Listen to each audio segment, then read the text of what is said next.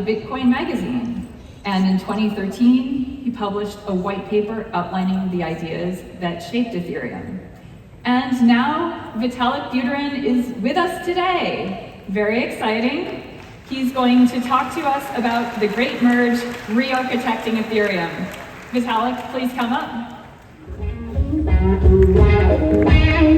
Over to you.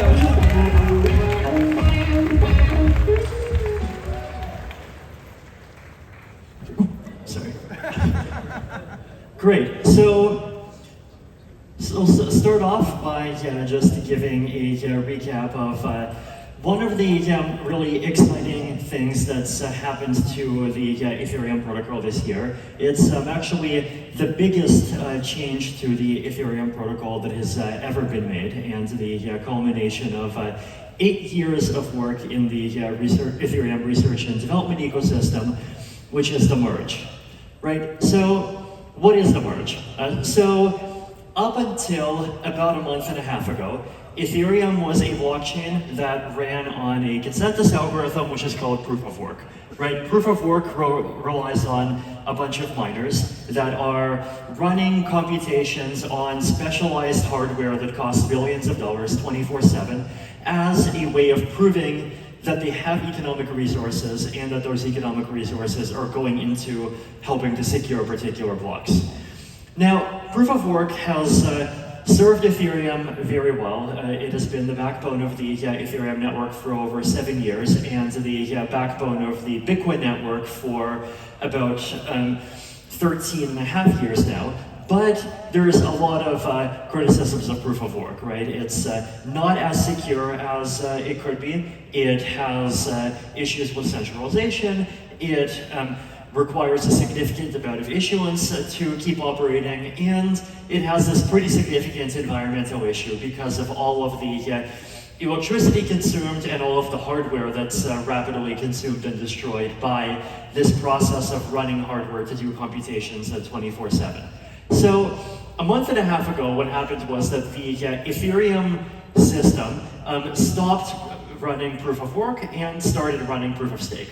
Now, the Ethereum proof of stake beacon chain is a chain that has actually been running for about 2 years before, right? So the beacon chain launched in December 2020, and this was just, for the first 2 years, a chain that was just running proof of stake by itself. It was not securing anything, except it was just adding one new block every 12 seconds, right? And these last 2 years were basically a big, really long testing period that allowed the proof of stake system to get on its feet. It allowed the ecosystem to get used to it.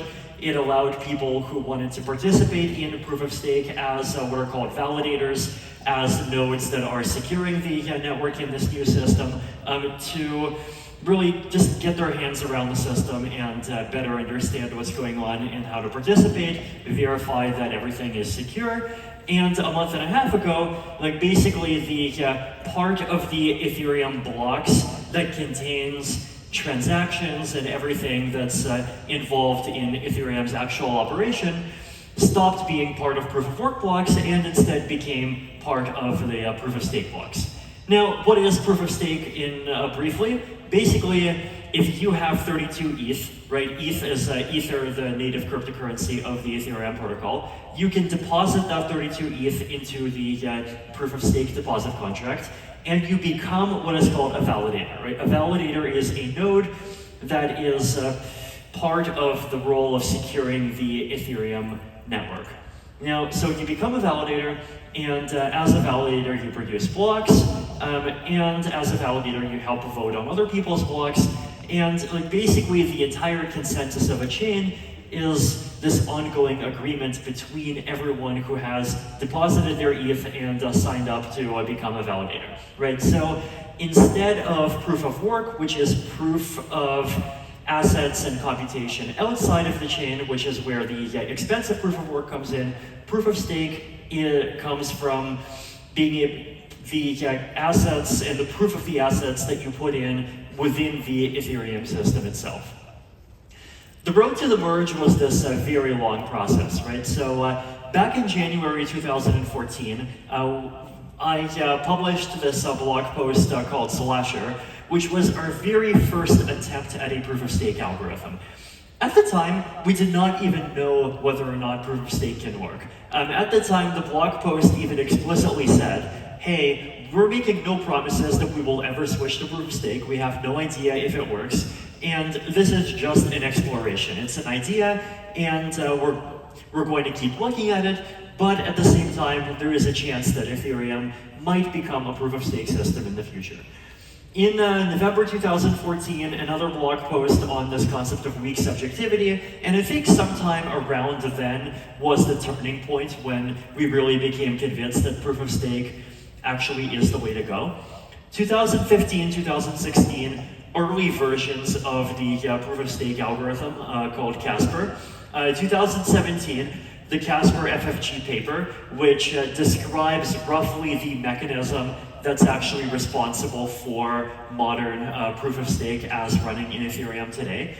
2018, the development of the software that runs the beacon chain, Ethereum's proof-of-stake chain, actually started. So the various teams, these are independent companies like Prismatic, Lighthouse, Nimbus, and a couple of others, independent teams that are writing the Ethereum proof-of-stake client code actually started developing and actually really started coding full-time. 2.5 years later, December 2020, the beacon chain launched. Then the first hard fork of the beacon chain, which was called Altair, happened in October 2021.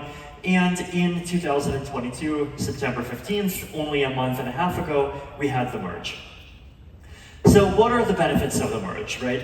One of the big and exciting ones is, of course, that proof-of-stake basically completely solves the electricity waste issues that a lot of people criticize blockchains and cryptocurrencies for, right? So the major estimates have suggested that after the merge, Ethereum consumes about 99.95% less, so at least 2,000 times less electricity than it did before the merge, right? So before the merge, depending on hash rates, depending on prices, Ethereum was consuming, I think, about the same amount of electricity as like an average wealthy country of like maybe 1 to 3 million people, right? So somewhere, not quite as much as Singapore, but definitely much closer to those levels than we want it to be. And then at the merge on September 15th, that electricity consumption just disappeared completely, right? And now Ethereum consumes less energy than basically most mainstream, even centralized web services that everyone uses today. Now, saving electricity is not the only benefit of the merge, right? So the Ethereum proof-of-stake consensus design is this parallel design that has this, or powerful design that has this concept of parallel confirmations, where instead of every block with the transactions inside of that block slowly getting more and more secure as new blocks get added on top of it one by one, the way that happens in proof of work. In this proof-of-stake design, there are many thousands of validators that are making what are called attestations, these confirmation messages, on each block in parallel. And so a block has a very high degree of security, even only a few seconds after that block gets published. We can actually see this in the data. So forked blocks are basically blocks that looked like they were going to get confirmed briefly, but then something weird happened in the network and they ended up not getting confirmed. So before the merge, you can see that there were multiple of these always happening every hour. And after the merge, well, the most recent one was about 3 days ago, and then the one before that was about 11 days ago. And as far as we can tell, each and every one of these incidents had been because the creator of the block did something wrong and published their block too late, right? So the network is actually working almost perfectly smoothly after the merge has taken place. It's become much more difficult to attack the chain. Also, proof of stake has some important secondary benefits that make it easier to make future upgrades, such as upgrades related to scalability, sharding, and other kinds of things that will make it easier for us to build for the next 5 to 10 years. and proof of stake requires a much lower level of issuance. So more economically sustainable, more environmentally sustainable, more sustainable in terms of our future development needs, just generally a much more sustainable Ethereum protocol with proof of stake, right? So the merge really has occupied the bulk of the Ethereum developer and research community's attention for about the past 8 years. Now that the merge is done, this gives us an opportunity to focus fully on other problems and very important problems that matter the most to the Ethereum ecosystem and people here, users. So what are the remaining problems? Now, there's a pretty long list of other problems, of course. The reality is that there are 8 billion people in the world, and the vast majority of them are not using blockchains, and even the majority of people who are using cryptocurrencies are not using cryptocurrencies through blockchains today, right? This is a problem that we recognize. This is actually a problem that I observed personally, right?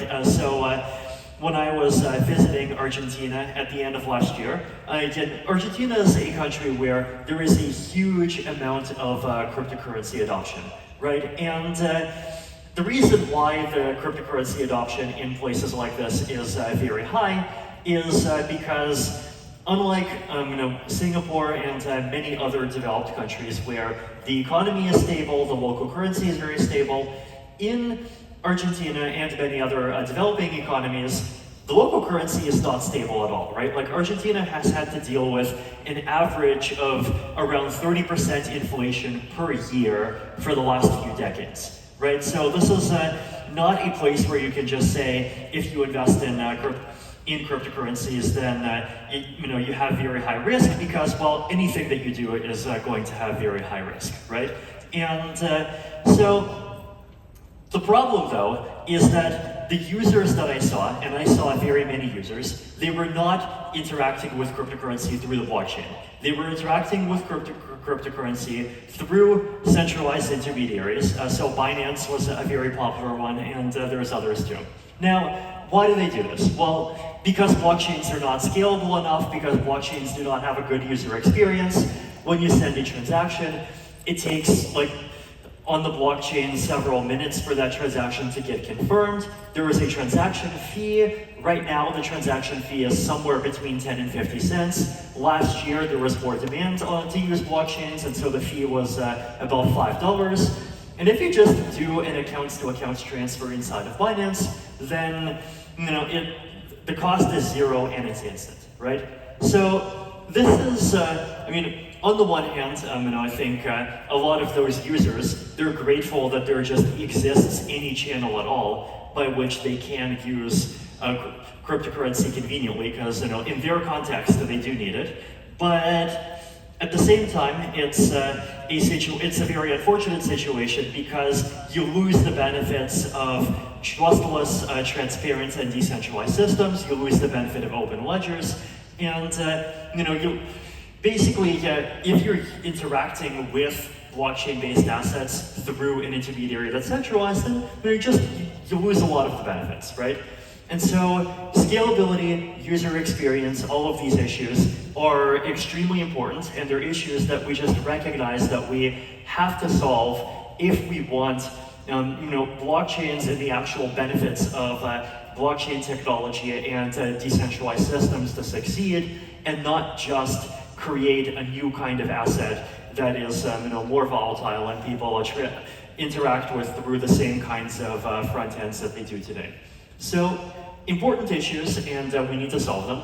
Privacy is another issue, and we need to solve privacy too. And this is something that I think, especially with some of the amazing recent improvements in zero-knowledge proof technology, we're starting to make a lot of headway in. And it's so a lot of good progress on these, right? Now, dank sharding, this is Ethereum's scalability solution, right? So the basic idea behind Ethereum's current approach to scaling is what we call this roll-up centric roadmap, right? This layer 2 based scaling solution, where the Ethereum blockchain itself does not try to provide every single piece of functionality at high scale that users want, right?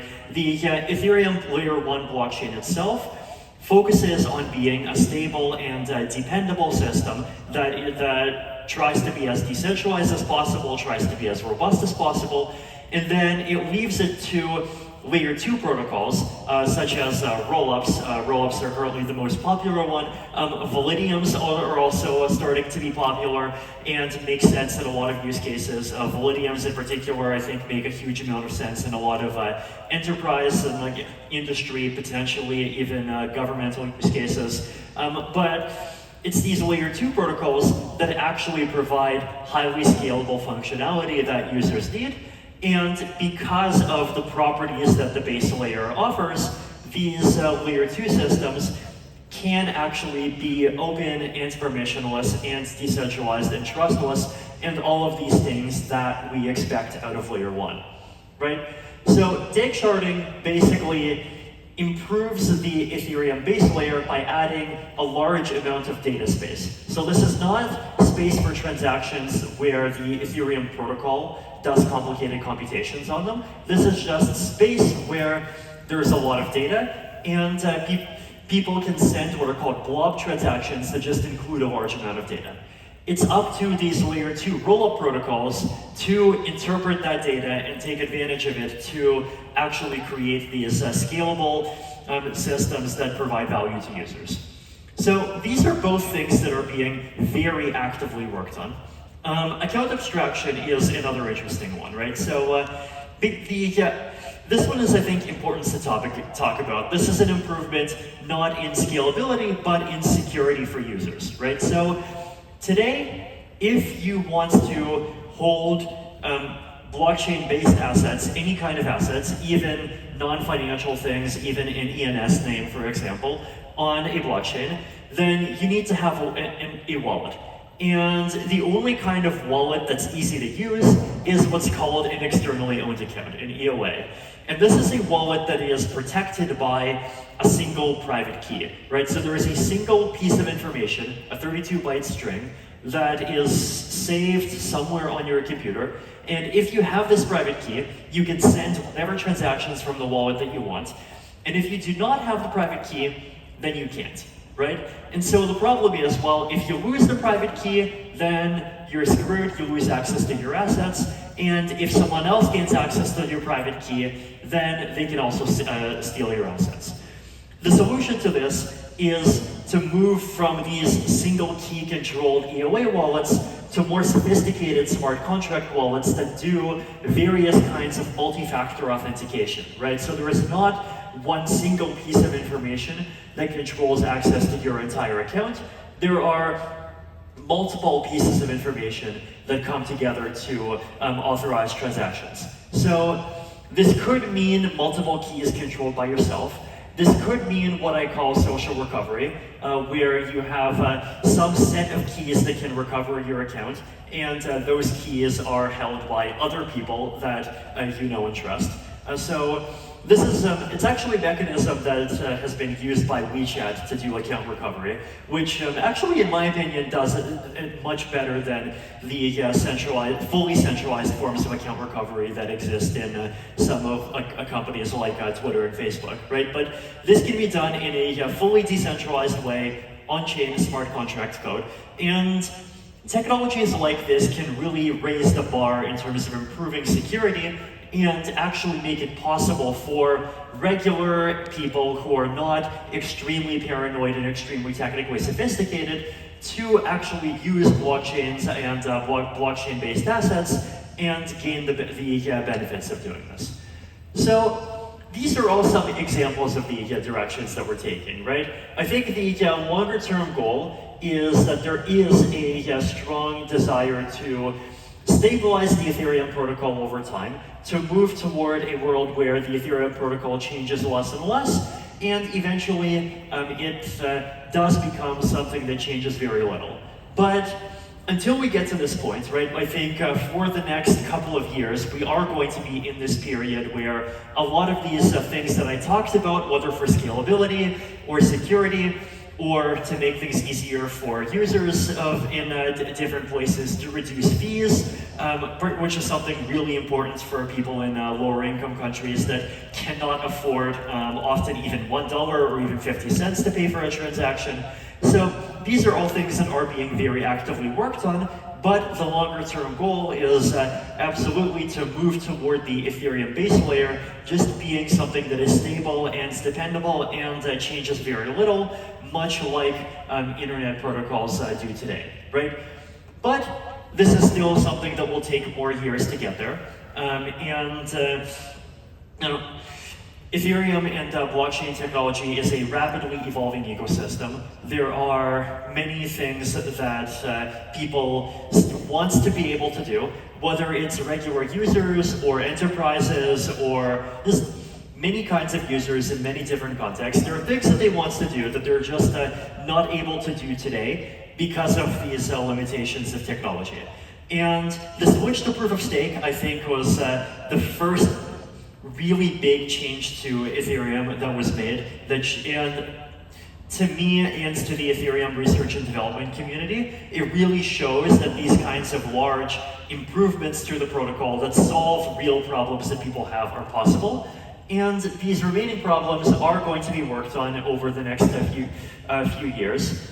And there's a huge number of very smart people working on them. And making sure that we have an amazing, scalable, secure, open protocol and that there are tools that allow people to protect the safety of their accounts, to protect privacy, improve convenience for users, improve convenience for developers. These are the kinds of things that Ethereum protocol and ecosystem development over the next 5 to 10 years will be working on. Thank you.